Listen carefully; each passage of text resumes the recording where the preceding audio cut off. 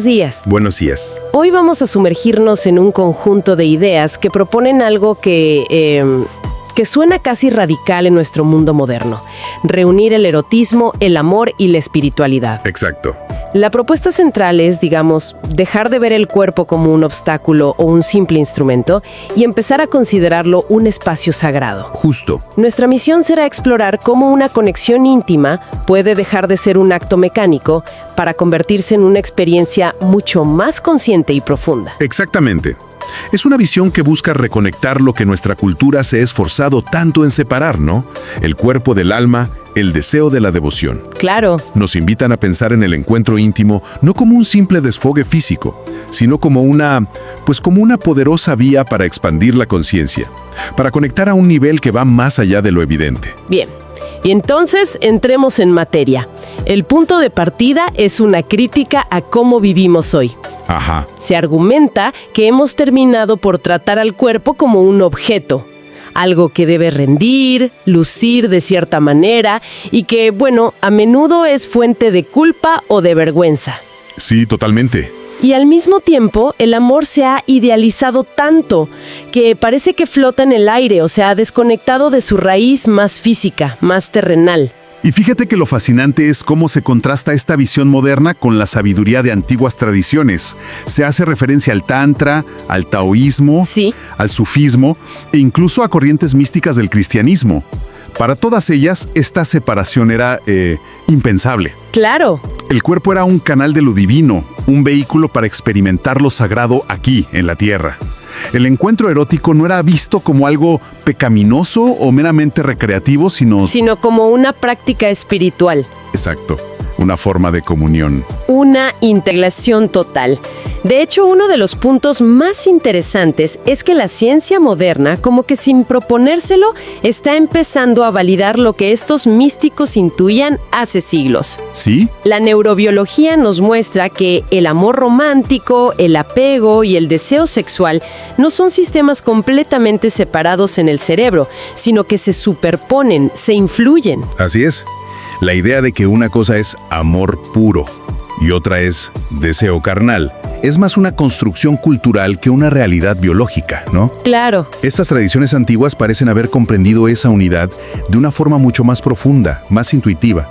Entendían que la energía vital es una sola y que se manifiesta tanto en la ternura de una caricia como en la intensidad de la pasión. Y esto nos lleva a un cambio de paradigma total sobre lo que significa un encuentro íntimo. La idea es que cuando dos personas se conectan desde esta perspectiva, el acto deja de ser una descarga de tensión. O una búsqueda de validación. Justo, para transformarse en un ritual. Y una de las ideas que más me llamó la atención es que no se trata de aprender técnicas complicadas, sino de cultivar una disposición interna. Totalmente. Se trata de un cambio de enfoque. Del hacer al ser. Del rendimiento a la presencia. Exacto. Y un encuentro así no se mide en términos de cantidad, por ejemplo, cuántos orgasmos, sino en la calidad de la conexión. Lo que se valora es la profundidad del silencio compartido. Esa mirada que no juzga, que acoge. El tacto. El tacto que escucha en vez de exigir. Es como la diferencia entre comer deprisa en el escritorio para saciar el hambre y, sentarse a disfrutar de una cena preparada con esmero. Me encanta esa analogía. Ambas acciones alimentan, pero la experiencia y su efecto en nosotros son completamente distintos. Me encanta porque lo hace muy tangible. Pero, a ver, siendo honestos, ¿no puede todo esto de ritualizar y la presencia plena generar una nueva forma de ansiedad? Es una pregunta excelente. O sea, como si ahora tuviéramos que ser perfectamente espirituales en la cama. ¿Cómo se evita esa trampa? Es una pregunta muy necesaria. El riesgo existe si se malinterpreta como una nueva meta de rendimiento. Claro. Pero la clave es que la intención no es la perfección, sino la autenticidad. No se trata de actuar como si fueras un monje tántrico, sino de darte permiso para estar presente con lo que sea que surja. Torpeza, risa, vulnerabilidad, deseo. Entiendo. Se trata de quitar las máscaras, no de ponerse una nueva. El ritual no es una coreografía, es simplemente crear una intención y un espacio que diga, este momento importa. Entiendo. Y es que además hay una base neurológica que respalda esta diferencia, ¿no? Se menciona que durante la intimidad consciente el cerebro no se comporta igual. Para nada. Y aquí es donde la ciencia se vuelve poesía de verdad. No solo se activan los centros de placer del cerebro, lo cual, bueno, es predecible. Ajá. Lo verdaderamente notable es que también se iluminan áreas como la ínsula, que está directamente relacionada con la empatía, con la capacidad de sentir lo que el otro siente. ¡Wow! Y simultáneamente, se observa una desactivación de partes del córtex prefrontal, precisamente las que usamos para el juicio crítico y la autoobservación ansiosa. O sea que el cerebro apaga literalmente a nuestro crítico interno. Dicho de otro modo, sí, para permitir una conexión más pura. Entonces nuestro cerebro está, digamos, biológicamente preparado para trascender el yo y conectar si le damos las condiciones adecuadas. Exactamente. Y en ese proceso, la liberación de oxitocina, la famosa hormona del amor, O del apego. es masiva. Y esta hormona no solo genera placer, sino que crea profundos sentimientos de confianza, de fusión, de pertenencia. Es el pegamento bioquímico de la conexión humana. El cuerpo se convierte así, literalmente, en un puente hacia el alma del otro. Disolviendo por un momento la sensación de ser dos entidades separadas. Hablando de disolver barreras, esto me lleva a una de las ideas más potentes que se exploran, la del orgasmo como una pequeña muerte. Sí, Suena muy dramático, pero la explicación es fascinante. lo es. La expresión la petite mort en francés captura esta idea a la perfección. No se refiere a una muerte física, por supuesto, Claro, claro. sino a la disolución momentánea del ego. Es ese instante en que la construcción de quién soy, con mis planes, mis miedos, mi historia, simplemente se desvanece, Se suspende. se suspende. El tiempo parece detenerse y lo que queda es una sensación de expansión, de ser parte de algo inmenso, de una unidad que lo abarca todo. Y se llega a comparar esa experiencia con estados alterados de conciencia que se buscan a través de la meditación profunda O incluso con sustancias psicodélicas, ¿sí? Es como un atisbo de una realidad no ordinaria, pero accesible a través de nuestro propio cuerpo y de la conexión con otra persona. Y si lo conectamos con el panorama general, el orgasmo deja de ser una meta a la que hay que llegar a toda costa. Cierto. En esta visión, no es el objetivo, sino una posible consecuencia de la entrega total y la presencia. Puede ocurrir o no, y la validez del encuentro no depende de ello. ¡Qué liberador eso! Mucho. Cuando llega es un regalo de la conexión, no un trofeo del rendimiento. Y eso, creo, libera de una presión enorme. Totalmente. Libera la experiencia para que sea simplemente eso, una experiencia. Entonces, si queremos cultivar esta forma de amar, ¿por dónde empezamos? Se proponen algunas claves prácticas que no son reglas, sino más bien invitaciones. Sí, son como senderos a explorar. El primero, y quizá el fundamental, es la presencia plena.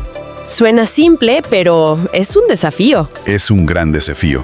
Significa apagar el piloto automático, dejar fuera la lista de la compra, el problema del trabajo y estar de verdad ahí, con los 5 sentidos. Notar la textura de la piel, el sonido de la respiración. Anclarse en el ahora. Justo, anclarse en el ahora. La segunda clave es la intención amorosa. Esto implica un cambio de foco, ¿no? De qué puedo obtener a qué podemos crear juntos. Exacto. No se trata de usar al otro para satisfacer una necesidad, sino de un deseo genuino de conectar, de celebrar y honrar a esa persona. Es un acto de generosidad que, paradójicamente, resulta increíblemente gratificante. Luego se sugiere ritualizar el espacio. Ajá, Y aquí volvemos a la pregunta sobre la artificialidad. sí. Pero no se trata de montar un escenario de película. Puede ser tan simple como apagar los teléfonos, encender una vela o poner una música que signifique algo para ambos. Pequeños gestos. Son pequeños gestos que envían un mensaje al cerebro y al corazón. Vamos a entrar en un espacio diferente, un tiempo sagrado solo para nosotros. Me gusta la idea de la escucha corporal, pero es otro de esos conceptos que puede sonar un poco etéreo. ¿A qué se refiere concretamente? No, para nada. ¿Hablamos de notar si la tensión en los hombros cambia o si su respiración se acelera? ¿Qué cosas se escuchan? Es exactamente eso. Es volverse un experto en el lenguaje no verbal. Nuestros cuerpos se están comunicando constantemente. Claro, La escucha corporal es prestar atención a esas señales sutiles. Un estremecimiento, un suspiro, la forma en que los dedos se relajan o se tensan. Es notar si el cuerpo de la otra persona se está abriendo o cerrando. Y también el propio cuerpo. Y también escuchar al propio cuerpo. ¿Qué siento yo? Deseo, miedo, ternura. Es aprender a leer y a honrar esa información sin juzgarla, porque a menudo es mucho más honesta que nuestras palabras. Y la última práctica que se menciona es la respiración compartida. Uf, esa es potentísima. Tan sencillo y a la vez tan poderoso como intentar respirar al unísono de forma consciente por unos momentos. Es una técnica de anclaje increíble. El aliento es vida, es ritmo. Cuando dos ritmos se sincronizan, se crea una resonancia, un puente invisible. Sí. Sincronizar la respiración puede calmar el sistema nervioso de ambos y generar un estado de conexión casi instantáneo. Es la base sobre la que todo lo demás puede construirse. Y es importante recalcar, ¿no?, que todas estas invitaciones son universales. Absolutamente. No pertenecen a ningún género, orientación sexual o edad. Son para cualquiera que desee explorar la intimidad con más corazón. Reflexionando sobre todo esto, parece que en una sociedad que nos empuja a la velocidad, a lo desechable, a las conexiones superficiales de una aplicación, adoptar esta perspectiva es en sí mismo un acto de resistencia. Es un acto revolucionario, de hecho. Es reclamar la profundidad en un mundo que a menudo premia la superficialidad. Sí. Es un recordatorio de las ideas centrales que hemos explorado. Que tu cuerpo no es un objeto a optimizar, sino un templo. Que la otra persona no es un medio para un fin, sino un universo a descubrir con asombro. En su expresión más encarnada, es una energía que tiene el poder de sanar y transformarnos. La conclusión es muy clara. No se trata de hacer más, sino de estar más. Es la calidad de la presencia lo que lo cambia todo. Y con esto cerramos nuestro análisis, pero me gustaría dejar abierta una reflexión final que se propone. Quizá el mayor misterio del amor no es lo que sentimos en la mente o el corazón, sino cómo logramos encarnarlo. ¡Qué bonito! Tal vez el cuerpo no sea la prisión del alma, sino el lugar donde por fin encuentra su voz. Y es en ese lenguaje silencioso hecho de piel, aliento y mirada, donde el amor se revela como sagrado. Donde descubrimos que aunque sea por un instante, podemos sentirnos en casa, como uno solo, en el templo del otro. Muchas gracias. Gracias.